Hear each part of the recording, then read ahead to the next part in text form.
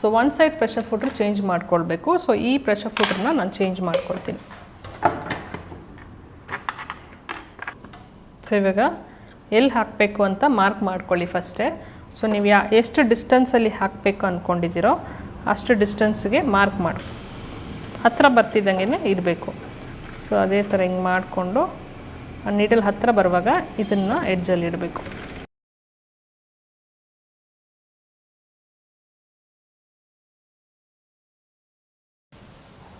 So excess ಎಷ್ಟು ಬೇಕೋ ಅದನ್ನು ಟ್ರಿಮ್ ಮಾಡ್ಕೊಂಡ್ಬಿಡೋಣ.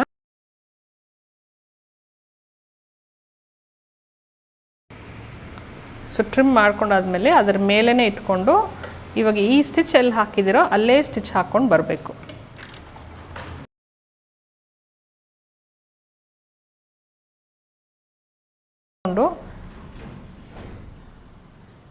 ಹೀಗೆ ಟರ್ನ್ ಮಾಡಿದ್ರೆ ಸೊ ಈ ಥರ ಮಾರ್ಕ್ ಮಾಡಿಕೊಂಡು ಬಾಲ್ಸ್ ಹಾಕಬೇಕು.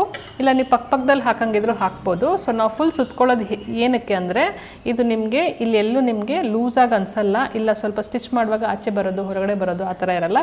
ಕರೆಕ್ಟಾಗಿ ಈ ಥರ ಬಾಲ್ಸ್ ಇರುತ್ತೆ. ಇದು ಅಯನ್ ಮಾಡಿದ್ರು ಸರಿ, ಏನೇ ಮಾಡಿದ್ರು ಸರಿ, ಇದು ಇದೇ ಥರ ಇರುತ್ತೆ.